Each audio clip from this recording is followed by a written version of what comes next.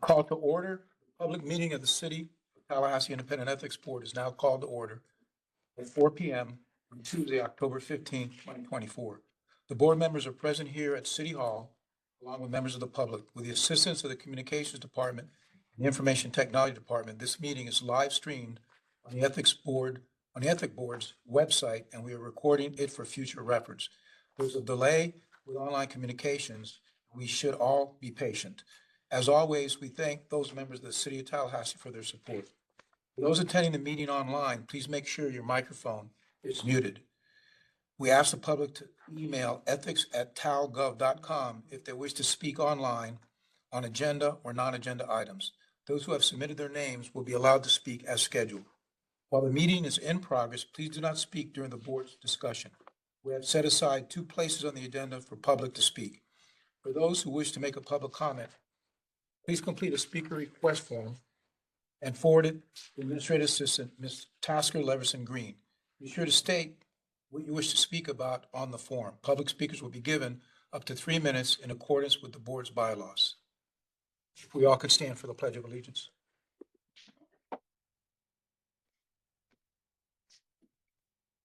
Pledge allegiance to the flag of the United States of America and to the republic for which it stands, one nation, under God, indivisible, with liberty and justice for all.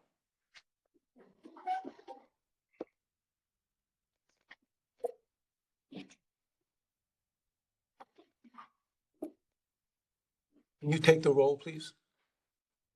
Yes, Kirsten Costa, Patrick Kelly, Here. Carlos Ray, Here.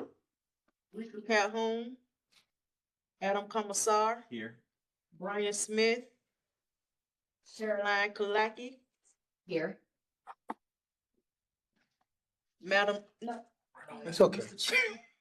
I've been called worse. we have a quorum. Okay, and I just want to have the entire board, I'm speaking for the whole board when I welcome Attorney Caroline, how do you pronounce your last name? Caroline Kleige. Okay, who's representing Florida State University. Welcome aboard. Thank you. Okay, approval of the minutes. Yeah, all right. All right. Has everyone had a chance to read the August 20 meeting in your packages? Yes. Yes. Are there any questions or issues that need to be discussed? Do I have a motion to approve those minutes? So moved. Got a motion? Seconded? All those in favor? Aye. All those opposed? Do we have any public comments on agenda items? No.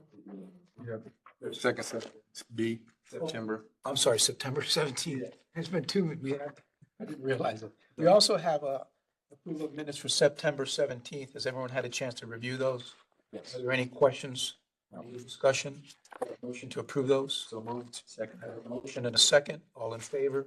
Aye. Aye. All those opposed? Motion passes. Now, do we have any public comments? No. Agenda items, no. Okay, Mr. Director, Floyd. Ethics Office report. The Ethics Officer report, okay. Since the last meeting, we completed the promotion campaign for the campaign contribution refund program.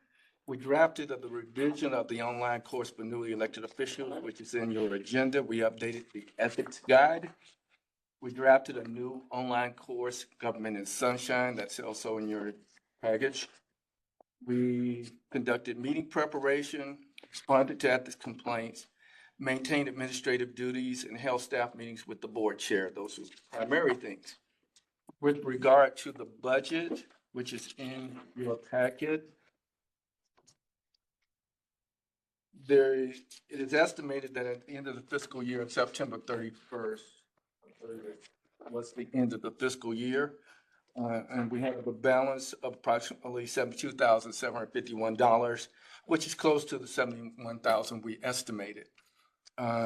We will provide the actual balance at the next meeting when everything's calculated. But we're in the clear, still managing the budget responsibly. Any questions about the budget? Yeah, this question about the campaign contribution refund program, how's that going? I'll give you a little bit when we get Okay. to The budget, no, how, what are we approved for? Do we know what we've been approved for next fiscal year? I haven't yet. I know it won't be less. Okay. They usually adjust like cost of living increase, so it'll go up a little bit. Okay. But we haven't got it yet. Okay. I have no questions. Okay. Okay.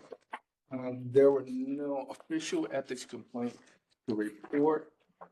6C, 6D, you received a number of, you saw where we received a number of calls that were not ethics related, where people asked for help, and we referred them to other sources. I'd be happy to answer any questions. It doesn't require a vote, but I'd be happy to answer any questions regarding that.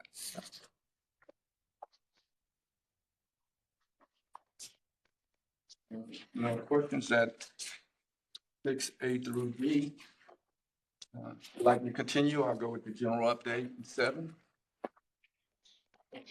We will provide a final copy of the annual report at the next meeting. We are advertising a pending at-large seat currently held by Attorney Carlos Ray. Information concerning the vacancy is on the board's website and on our Facebook page. We have shared this information with the League of Women's Voters, in the process of sharing it with neighborhood associations that have been provided by the city. In addition, the city's communication department is assisting us in getting the word out.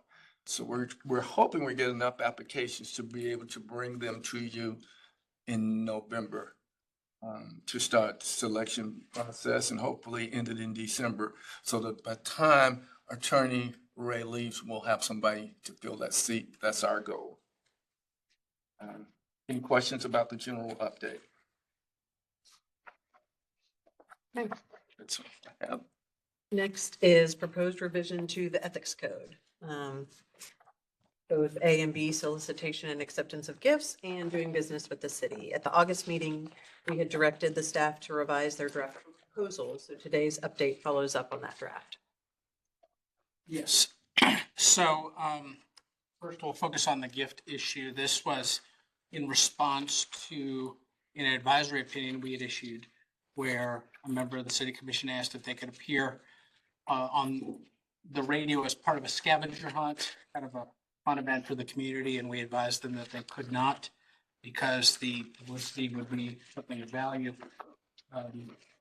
Over the process, as you can see, we're on versions D and E. So these are the 4th and 5th versions of this. We kicked around the idea about maybe assigning some type of monetary value, create a definition of de minimis, to carve out an exception to our gift, which is an outright $0 ban, or whether we wanted to frame it so if somebody was doing something like was requested in the advisory opinion, something in the media for the community would not fall within the definition of gift. So the first version has the monetary value that's on page 2. Then beginning on page 5, we have language about appearance of a covered individual in television, radio, internet, or print advertising. And then we laid out some conditions that we had discussed at our August meeting. The other version, which is O2E, does not address the monetary values, but only addresses the issue of appearing in television, radio, internet, or print advertising. So this is the language that was requested at the August meeting. It's important to point out, and we've racked our brains for this. Even if we create an exception at the ordinance, we're still going to get hung up at the state level. So we don't want to give them a green light at the local level and then kind of almost lead them into a trap at the state level. So it's our recommendation that we just leave this alone. We don't adopt either of these proposals and just leave the ordinance as it is. So that's the recommendation that the director and I have discussed and we are making today. The next ordinance, which is 24 ORD 04, is the doing business and conflicting contractual relationships. It essentially mirrors state law. We had discussed this at the August, and I think we were about to pass it until it was pointed out that we needed to define material interest. So we came back simply just to be consistent, we used the language from the statute.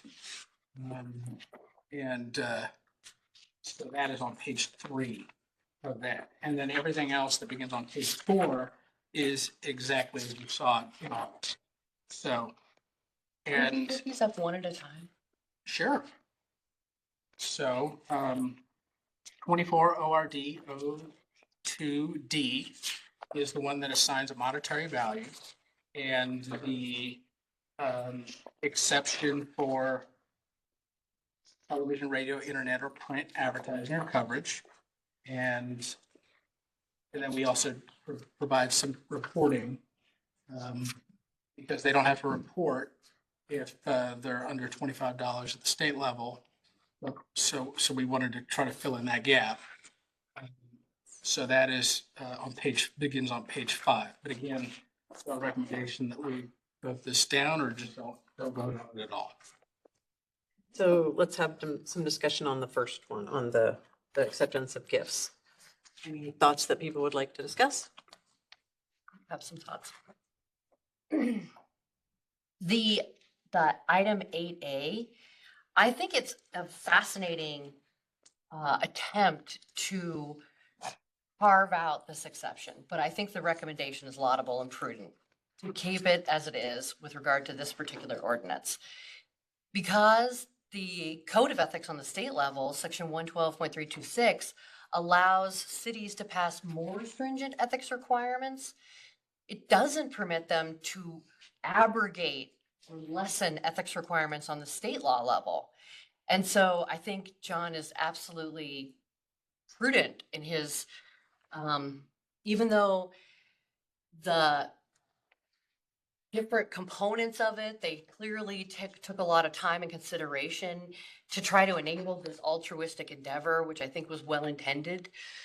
The Commission on Ethics since 2005, in its Lifeline Link of Opinion, and then again in 2020, has said that free publicity provided to public officials is gift. And they've articulated a methodology by which it has to be valued, which we would be saddled with, and these employees would be saddled with. And under that methodology, which provides the value of the gift to an individual public officer or public employee would be the cost of making and airing the spot involving the individual.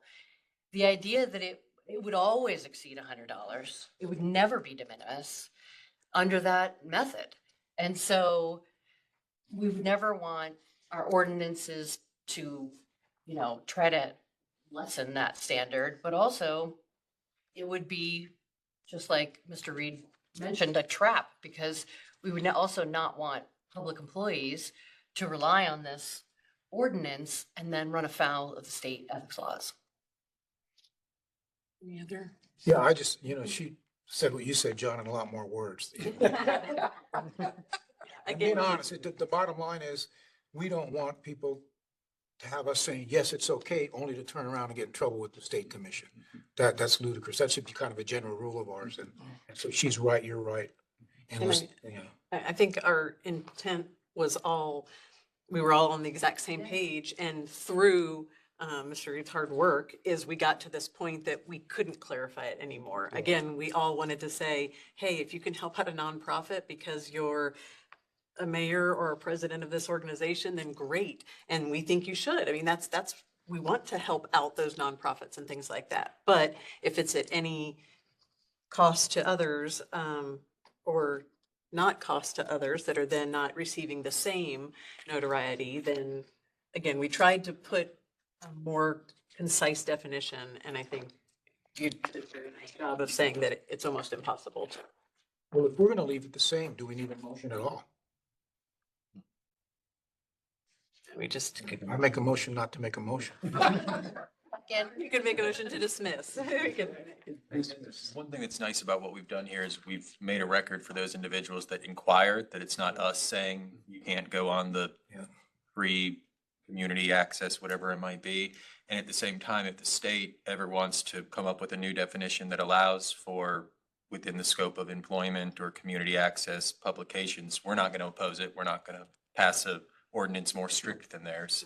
So I guess we just hope they figure it out. We can piggyback on that.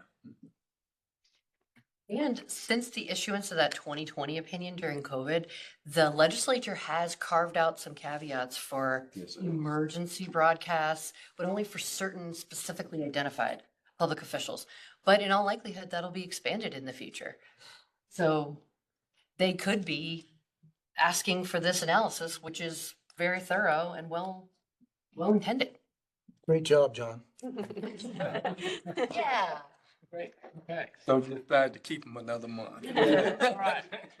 It's a month-to-month contract. Okay, so we have a motion to not make a motion on O2D, and I think we could probably have the same motion to not make a motion on O2E, since it is simply the same language on the meat that we just discussed. The other issue is the O4 is doing business with the city. And this, again, arose from an advisory opinion. And Mike, to bring you up to speed, we had someone who was going to be a managing member of, just a member of an LLC that was going to then advise clients, I think, to come to the city and receive funding. And we went, and I think I had mentioned when I sat down to write the advisory opinion, I said, well, that can't be allowed. And then as I went through and continued the analysis, it could be. So, you know, we kind of got to that point where we said, okay, you know, you're going to have to, you can do this, but then we did put at the end, we would really advise you not to do it. So, but we also mentioned that the doing business with, it was the trap that we discussed, where it was permissible under the local, it wasn't permissible under the state. So we said, and this was something that we had proposed back in 2019, the city commission chose not to bring it up. So we said this might be a good time to bring it back and reintroduce it. So that is section 2 of this proposed ordinance. We then came back since August to do the material interest definition, which again is the direct or indirect ownership of more than 5% of total assets or capital stock of any business. And that mirrors state law. So we have the conflicting employment, which is 2-16A.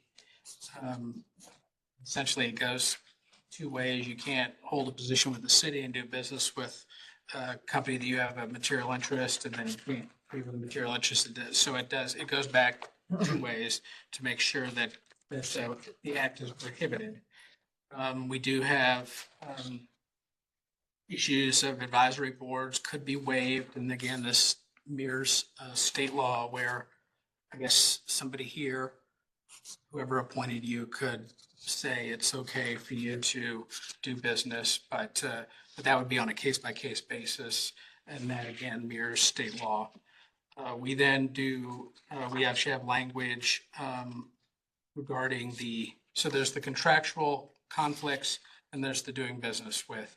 And then there are the exceptions that again mirror state law, the purchase or sale of legal advertising, emergency purchases, the sole source issue, if it's under 500, if it's a rotation, I think that's here. And then there's language regarding the bank. You own stock in a bank. You can own stock in a bank if they provide banking service to the city. So that's essentially what we have here. Again, this is the second time you've seen section 2. The only new language is section 1, which is the definition. Any questions about this? Or comments? All right, and do we want to, with the will of the body, to make a motion to adopt this one? Or, I'll make a motion to adopt this proposed ordinance. okay, Second. Mr. Ray makes a motion and we have a second. All in favor? Aye. All opposed? Thank you for your work on that. Um, Next, we have the proposed revisions to administrative procedures, the ethics complaints against the staff and the board. At the August meeting, the board presented several options with pros and cons. We accepted the recommendation to handle complaints against the board or staff in-house, and then asked Mr. Reed to draft administrative procedures for our approval. Yes, so um, we wanted to amend our procedures for a case if somebody were to file a complaint against a member of this board or a member of the staff. So we go through step by step. First, when a complaint comes in, you have to determine legal sufficiency. Here, we would still have the ethics officer determine legal sufficiency for complaints against members of the board or members of the staff excluding him. If a complaint were filed against the ethics officer, the board attorney would then perform the legal sufficiency. If it's not legally sufficient, it's dismissed as we normally would do. If it is legal sufficient, we then move to our next step, which is a preliminary investigation leading into a probable cause panel. And again, we amended this, I think, in July. Just you'll see this as new language, the hearsay language and the must be in writing sworn complaints are required to now be in line with state law, and we did do that in July. So that is republished here. We then, when we get to the legal sufficiency and we're moving towards the preliminary investigation, it is against a board member or staff, we will be required to bring in independent parties to conduct the investigation as well as the legal analysis to avoid any appearance of bias. In the case of the board or staff, the ethics officer will be required to hire this, I guess, a private investigator and the attorney, outside attorney. If the complaint's against the ethics officer, that task will be assigned to the board attorney. We then changed some language here, or board counsel, because previously it was the ethics officer is going to do this, the ethics officer is going to do this. So we had to put or board counsel in that rare occasion, which will never happen when a complaint is brought against the ethics officer. When we then get to the probable cause panel, this board will still sit as the probable cause panel. The case will be presented by the independent investigator and the outside attorney. So the ethics officer and the board counsel will still take a step back and allow it to be done by an outside party. And that's really, that's it. So. And the only part that he left off is that we've been talking about this, a few months now, and we started looking at all the options going, the ethics commission, handling cases, even the city commission, which ain't gonna happen. But we went through all the options and this is where we landed. So that's the language that he created in response to that. Well, and again, those options were presented to you in July, I believe, and you chose to take this route. So the language was drafted based on the direction of the board. Any questions or? I have some comments. I really appreciate that you had cast your gaze in drafting this process on the ethics complaint statute that applies to the Commission on Ethics when ethics complaints are filed against its commissioners and its board. That's contained in section 112.324, subsection 10. I can't stop citing this statute. But in that process, they go to great pains. The legislature made sure to remove that process, even when it came to determinations of legal sufficiency, from the board and their counsel, which are the commission's advocates, that they work very, very closely with. They're not beholden to them. In truth, they're more, they're independently retained, but they work very, very closely with them. And I think that similarly, our ethics officer by design, by necessity, works very closely with the board council. So I have a little bit of concerns of a conflict of interest nature with regard to the board council being the determiner of legal sufficiency when it comes to complaints filed against members of this board or against himself or against the ethics officer.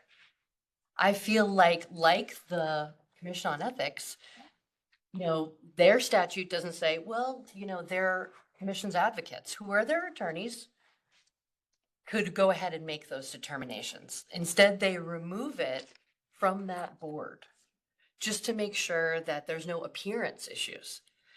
And so I do have some concerns that the board council, in the instances wherein the complaint is filed against either the ethics officer or one of us, would be involved, given the proximity of the board council to this board and the close working relationship that exists between them. Any additional thoughts on that? I understand the concern, but I have every confidence that he's professional and ethical. He has the ability to separate himself from any, I don't even want to call them relationships. We see you, once a month? And I can only tell you, in dealing with John, he's the epitome of professional to me. And I don't have that concern with him at all. That's just me. It's an appearance to the public, though. It's not the character of these individuals by any means. Yeah. It's just from a perspective of the public. That was the basis of the dialogue that transpired at the legislature when they adopted their statute with regard to it. Mhm. And it's purely appearance. So I know that both of these individuals would not have any issue with being completely impartial and independent, but And remind me, if that was to happen and you were to determine legal sufficiency, do we as a board ever find out about that? Or it dies with the determination of legal sufficiency on your part? It doesn't happen often, so I can't remember do we at least get to be told about it? So would we have the option to overrule something like that if that ever came about? So when legal sufficiency is found, it then is issued, we issue it to the respondent within a certain period of time. We let the complainant know, and then we conduct the preliminary investigation. We've had respondents and their attorney, who's always the same attorney, has come and spoken to us in our probable cause shade sessions. I mean, if legal sufficiency is not found. You. Did I misspeak? I'm sorry. We bring it to the meeting, and sometimes we even bring the documentation. It depends, but the answer would be yes. So we would have the opportunity, I guess not to totally reopen it, but we could discuss it if need be. Yes, and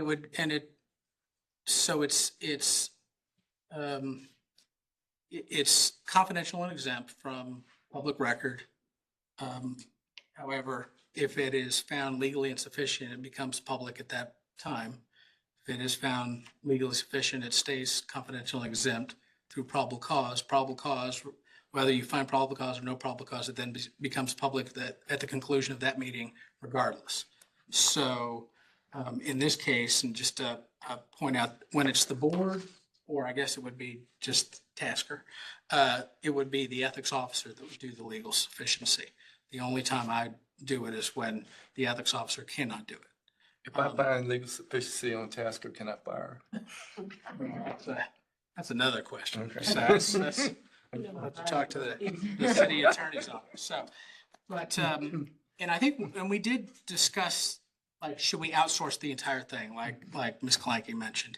And I think we do get a lot of complaints that are a little out there. And, are we going to have to start hiring somebody for a complaint that just is so absurd that it could be tossed out immediately because somebody, what was the one, the city was sending electronic rays and controlling her mind? Yes. I don't think we need to hire somebody to look into that. And I think that was the concern we had in July. Yeah, And I think, and I would agree that we shouldn't base it on personalities. We should base, process should be process.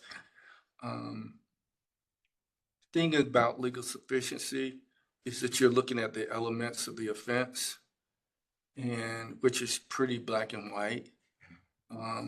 So in that role, even now, when I'm looking at it, uh, how I feel doesn't play into it because it's almost like the elements of crime. We literally go through, does this apply? Does this apply? Same way I teach it. Does this apply? If it fits, it's legally sufficient. If it doesn't fit, it's not legally sufficient. If I'm not sure, I can get public record information to help me make that decision. Now, are situations where I confer with John to get his thoughts and make sure I'm on track and to get feedback. And, so I wouldn't necessarily have that, but we do bring, even when we find it legally insufficient, we bring it back to the board, and that's where you get it and you vote on it to close it or not close it. The downside of that is that at that point it's become public. But you could ask us to reconsider at that point. I guess, my question would be if I'm not doing it or John's not doing it, what would be the alternative? Because we're not saying I'm not doing it, he's not doing it, you're not doing it, what would be the alternative? That would be the area for further examination. I've had seen cases that you've dealt with before, and I agree with you. I think the criteria by which to make that determination is pretty objective. I mean, we're sitting an example of it here, not quite the same, but we had a scenario where we advised somebody they could do it, and we all looked at each other and say, that's not right. I mean, because it clearly, and I think the legal sufficiency is an objective enough process from what I've seen in cases in the past that I trust, like you said, we go A, B, C, if this applies. If it doesn't, it doesn't apply. So I'm comfortable, I'm just putting it on the record, I'm comfortable with the way it is. There's always going to be, depending on subjectivity from anyone from the outside, an appearance of impropriety. You can never eliminate that totally, and I understand that, but I think you've done a good job on this end. And if I could just chime in, on legal sufficiency, we are required to assume all allegations as true. Mhm. So we do have this little wiggle room where we do an investigation, but that's only in a case of ambiguity. For instance, if they said, Commissioner Joe Smith took or got this free dinner with champagne and everything, and it was all paid for, and they didn't pay a dime. Well, we don't know who donated. It was the person a lobbyist or a vendor, or did they lease city property? So we might do an investigation just to fill in that gap. But then if we did find out that it wasn't a vendor, well then, okay, well then or a lobbyist or one of those three groups, then we know that it doesn't meet the criteria. But we would probably need to dig to find out that one element that because they don't know the ordinance, they didn't include it in their complaint.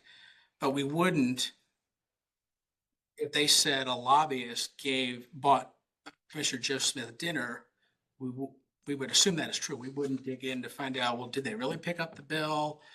Did they get dessert? We wouldn't go into those issues. We would just say, okay, that's true. It's prohibited.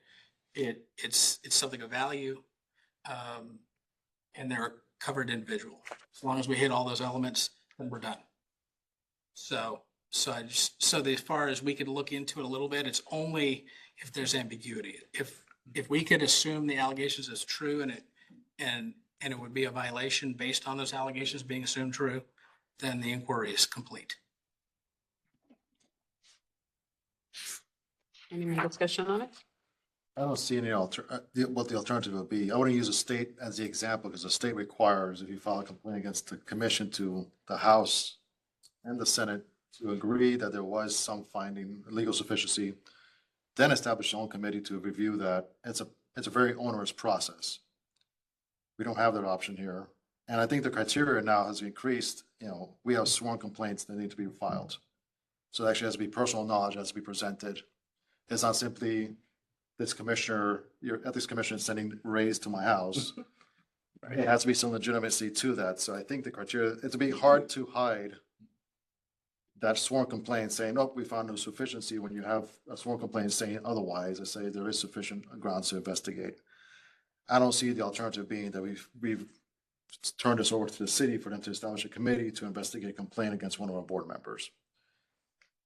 And the inspector general can investigate our complaints against us. So I don't see how we're going to hand that over now to the city, this aspect. I don't see any alternative where we will either we establish a separate committee ourselves to investigate this matter, or we just go with this process. Now they have a sworn complaint that actually has to have personal knowledge of some ethics violation by an ethics member.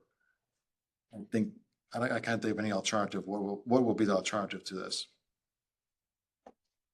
I think we need to have something on the books, because right now we have no process. We've had this board now for several years and there's nothing on the books, any process run out to investigate our own board members. So I think, perfect is the enemy of good. I think this is good enough to get on the books right now. If we have to amend it later on, that's fine, but I'd rather get something on the books saying we're watching our own members as well at this time. Making a motion. I make a motion to adopt the recommended changes to our administrative procedures to investigate members of this board when there's a sworn complaint against. I'll second that motion.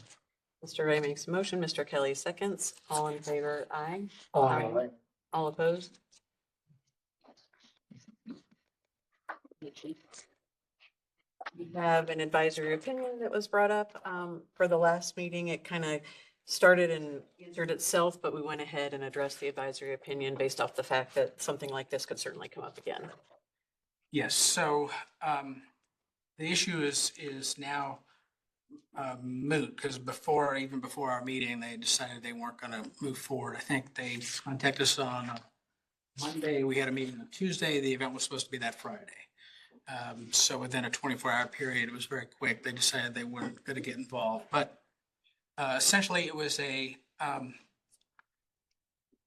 hard to tell online, but it does appear to be a 501c4, not a C3, but a C4, with a subsidiary C4, as well as two private businesses working together. There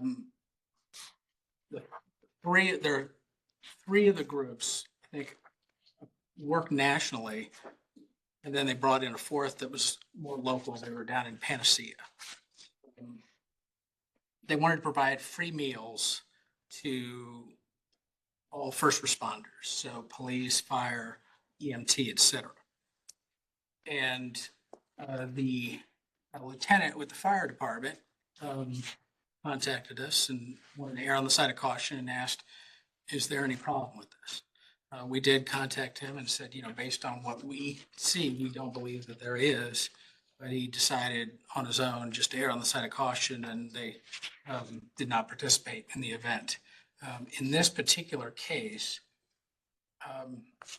the vast majority of the people that would be getting the meals would probably not be covered individuals. However, you probably have a few sprinkled within the group.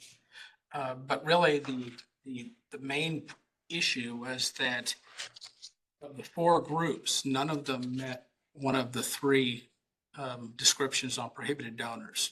None of them hired a lobbyist. I even read the definition as broadly as I could. I said, well, what if they have a state lobbyist? No, none of them even have a state lobbyist. None of them are based in Tallahassee, so nobody leases any property.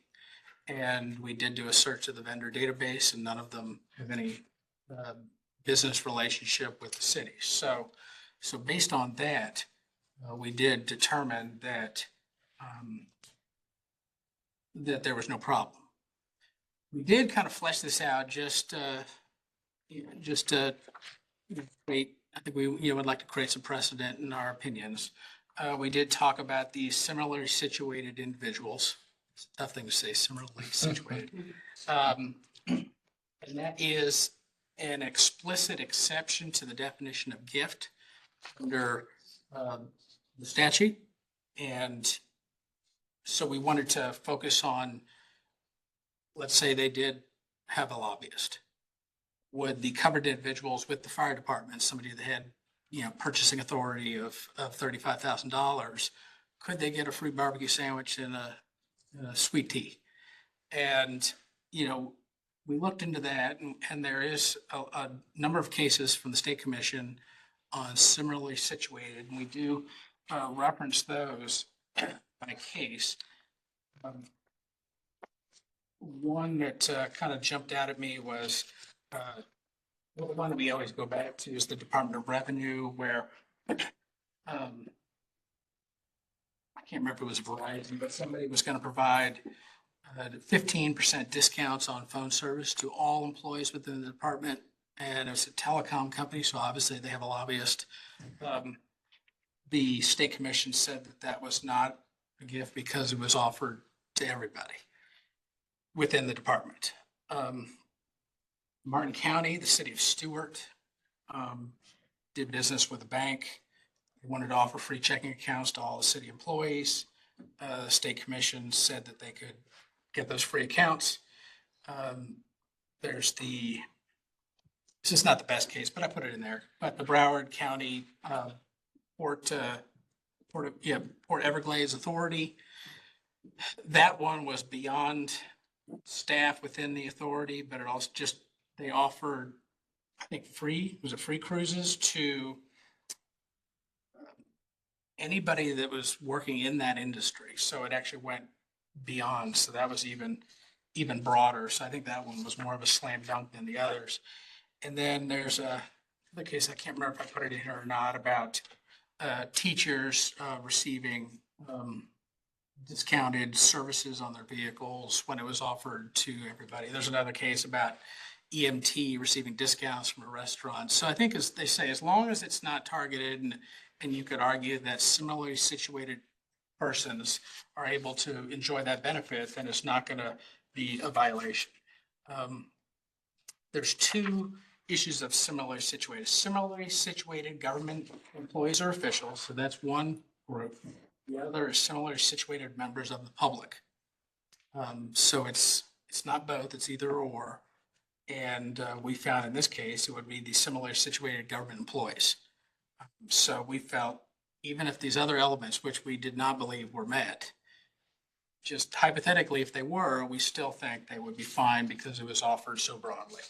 So, but again, it became moot because they decided to not partake in the food and beverages, but still thought it'd be good to put it in writing and put it in our database. Any questions about the advisory opinion? And when you said that we responded, we actually sent them a memo, or we put it in writing. Need to make motion to adopt this. Motion to adopt this. As your opinion? Second. Ray makes a motion, Mr. Kelly seconds. All those in favor? Aye. All opposed? Motion passes. Next, we have approval of the 2024-25 through 2026 and 27 strategic plan. Thank you, Madam Chair. The board reviewed the strategic plan at the August meeting and provided feedback on the draft. And made changes based on that plan. Plan projects outward 3 years with the primary focus on the new fiscal year. 4 priorities align with the board's mission, and the major initiatives are established to support the objectives as prioritized. Therefore, at this point, staff recommends the board approve the updated strategic plan for October 1st, 2024 through September 30th, 2027. And I would want to make clear that this is my roadmap. I actually use this. So when you approve this, we're in alignment with what I will be doing for the next year. Any questions or concerns over the strategic priorities? Nope. Very thorough. We'll entertain a motion to approve these. So moved. Second. Mr. Kelly motion and Mr. Ray seconds. All those in favor of approving the 3-year strategic plan, say aye. Aye. All opposed? I would just ask that people quit submitting their high school graduation pictures for our documents. Let's see who you really are. Well, you know, if I was doing that, I would have to go buy an afro. All right, so next we have the review of the campaign contribution refund program. Yes, and this is something I promised. Section 63 of the city charter was established in 2014 through a referendum that included the campaign contribution refund. This was a part of a national movement that's been adopted in some form by other cities and states such as Minnesota, New York City, and Seattle. Three programs appear to be successful. In Minnesota, the maximum calendar refund is now $75 for an individual and $150 for a couple. In Seattle, they issue vouchers worth $25 each. Each resident gets 4 vouchers, so no money is actually spent, but they give them vouchers, and the vouchers can give that to a candidate, and then the city provides it, and they describe it as a subsidy. They all have restrictions on campaign financing when accepting contributions or / government subsidies. So, like in Seattle and some of the other places, they have to agree on how much private donor money they would accept in order to receive money from the city, because it's more of a government financing type of thing. So there has to be some sort of agreement. With regard to the City of Tallahassee refund program, we've attempted to promote the city's program. We created in 2022 during that cycle. It was a paper form, and we made it an electronic form to allow individuals to request a refund online. So they can do it online, they can do it by email, they can do it by US postage. The candidates were contacted and given a promotion package, which included announcement cards. We gave them 25 of those, blank copies of the request form, and an introductory letter if they wanted to give something to the public. We required from the city a list of neighborhood contacts to inform communities of the program and offer promotional cards to them as well. And some of them took us up on that. At the board's request, the Leon County Supervisors of Election created a webpage describing the program. And if you go look now, it is on their website. During the 2024 election cycle, which is still underway, the staff ran a promotion. And for this promotion, we are cumulus to run it on 2 radio stations, and they were one of the top 4. The other top 4 with WFSU, and they ran it on their stations. I did hear it from time to time, and I heard about it. We got a lot of hits on our website, which means people were responding to it, but we only received 4 requests. We spent $10,000 for that promotion. $100. We got 4, so that was 4,000. What did I say? $10,000. So yeah, almost $2,500 per request. So not much of a response. In fact,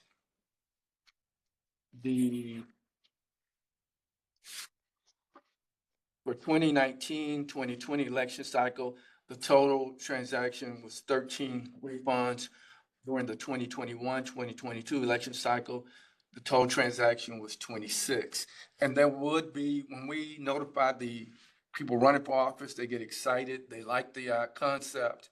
But in reality, when they're out there competing with people who are accepting dollars from other states and are accepting the big monies, they don't have time for this $25. And the people who have to sell this program the most are the people running for office.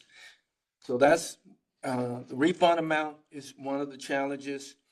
There is no avenue for increasing it other than an amendment to the city charter, which is almost not likely. The city charter did establish a campaign contribution limit of $250. However, in 2021, the state legislature increased that limit to $1,000, so that killed that part of it. And as I stated, some may have noticed candidates are spending lots of campaign money acquired from sources outside the city and even outside the state. Thus, to compete, candidates are forced to seek maximum contributions. As we discussed, the refund request process is cumbersome, and we've talked about this in other meeting. And for a lot of people, it's not worth the $25 to go online or mail in a copy of the form, a copy of the receipts, all that good stuff. And reality is we can go look it up ourselves without them having a receipt, but we are required by the city charter to make them send a receipt. So we're stuck with that. So those are the challenges that we'll face.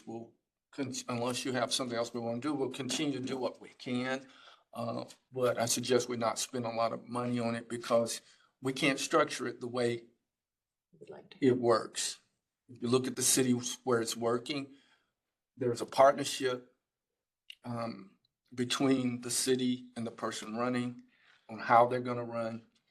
And like I said, they see a lot of success with it, but we can't change ours. So we'll look and do best we can. This is presented for informational purposes and not requiring action by the board, but I'm happy to answer any questions. Any questions for Mr. Floyd? No, he read all of our minds, I think, when he said, don't go spending $10,000 anymore on something like this. Promote it the most efficient way without spending a lot of money. Right. And that was a good way. I mean, we're at the end of the budget year. We're in good shape. So it was a good way to inform the public and just see how they would I respond. think it falls mostly on the candidates Right. at this point. It does. They can easily put a link on their website saying, thank you for your contribution. Mhm. Here's a link for a form. Mhm. Yeah. There's only so much you guys can do here.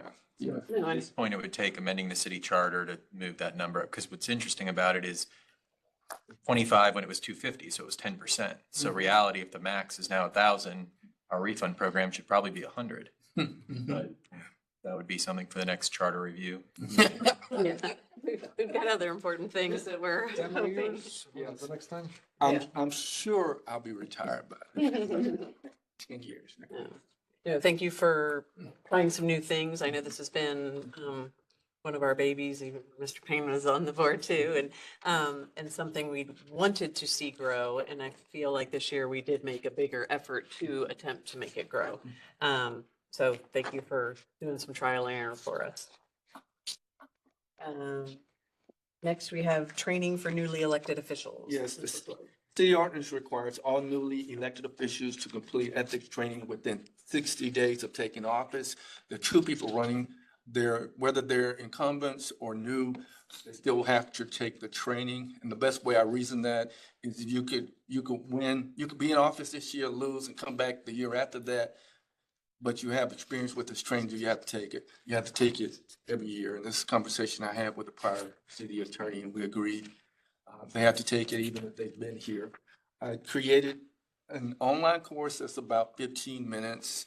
And I made it available to you in the link if you want to see it. I just want to provide it to you so you know what it was, and if you're interested, because it gives you the opportunity. Is there anything you want to say to a newly elected official that's not said in there? Now's a good time for you to let me know, and we'll make that change. Otherwise, this is presented as an update and doesn't require any action by the board. Any discussion? With respect to the elected officials, they have a state law that requires them to take 4 hours of state ethics law, local government, and public records.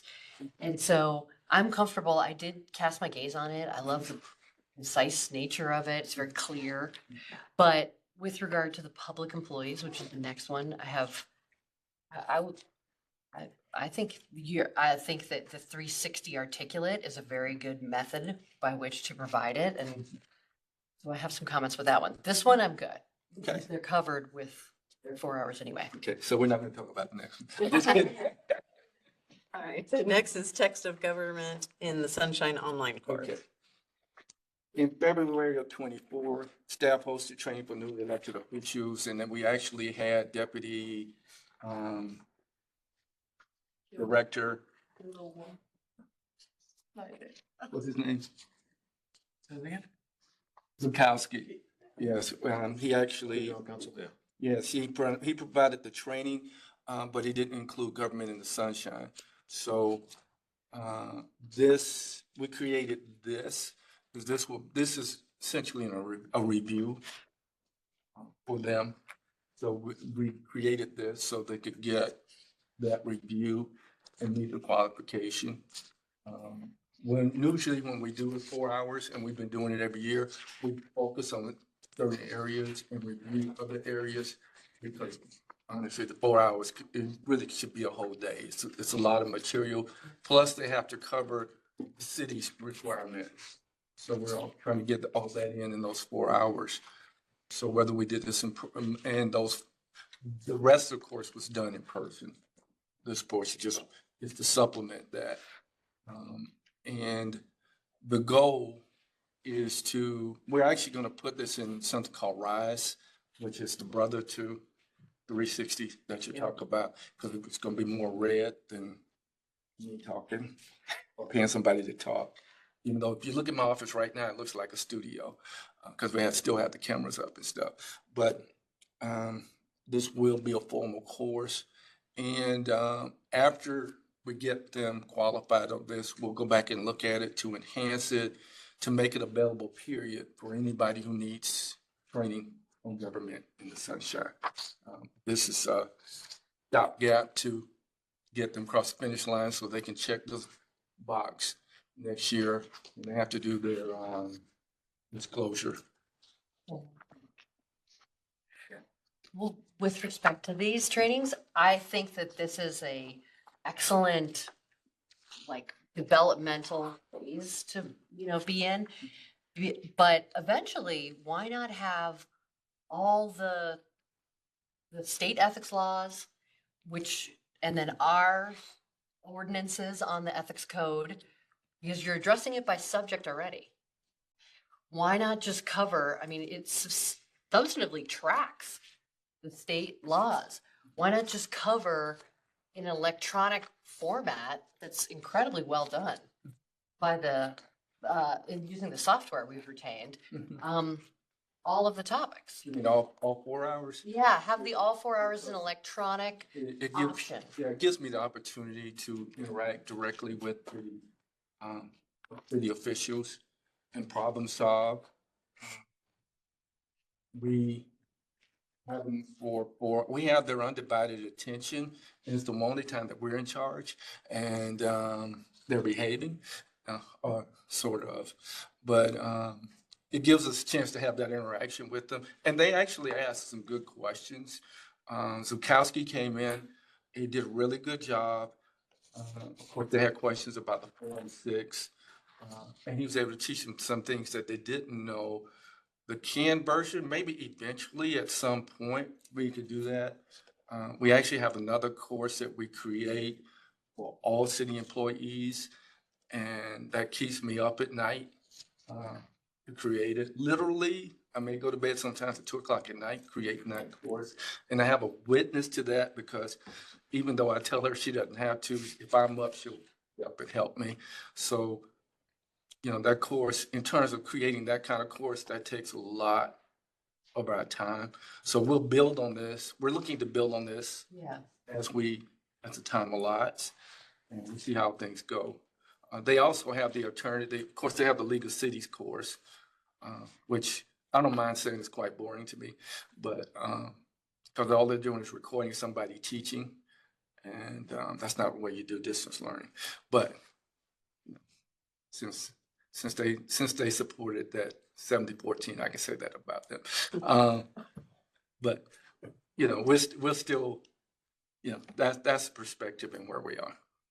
And the other thing that's important, obviously, for those of you who don't know, Dwight's background, amazing background, is that certainly it's legally sufficient with electronic compliance to meet training requirements, but there's still a question of quality.